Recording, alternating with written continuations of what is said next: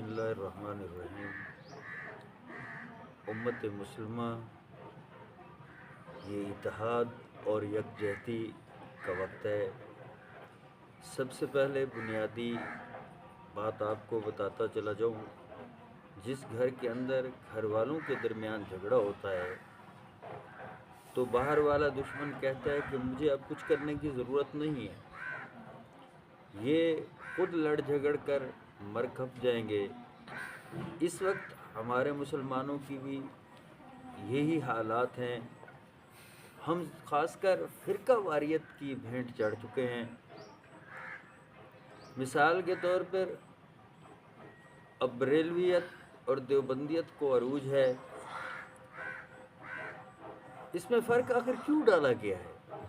مجھے یہ بتائیں، بریلوی یا دیوبندی، ان کا اللہ ایک ہے؟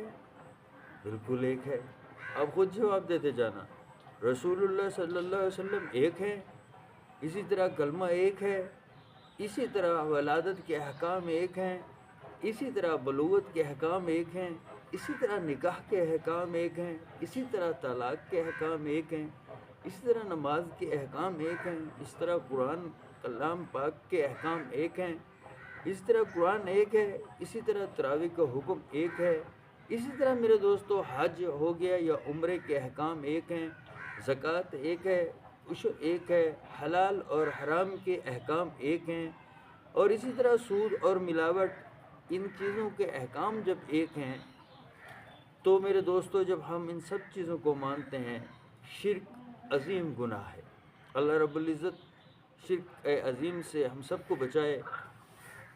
پر سوال کرنے والے نے سوال کیا کہ جب سب کچھ ایک ہے تو یہ جھگڑا کس بات کا ہے؟ تو جواب دینے والے نے کہا یہ پیٹ کا معاملہ ہے۔ میرے دوستو بریلوی ایک شہر ہے، وہ بھی پاکستان سے باہر ہے۔ دیوبند بھی ایک شہر ہے، وہ بھی پاکستان سے باہر ہے۔ پاکستان میں یہ فرقہ واریت کا قہر ہے۔ دعا کرو اللہ رب العزت ہم کو اس فرقہ واریت کی بھینٹ چڑھنے سے بچائے۔ یاد رکھیں کہ ہم نے اپنے آپ کو ایک مضبوط اور مستحکم کرنا ہے تو اللہ اور اس کے رسول کے حکم کے مطابق زندگی گزارنی ہے۔ دعا ہے کہ اللہ تعالی ہم سب کو یکجہتی اور اتفاق اور اتحاد اور دین حق پر ایمان اور سلامتی والی زندگی عطا فرمائے۔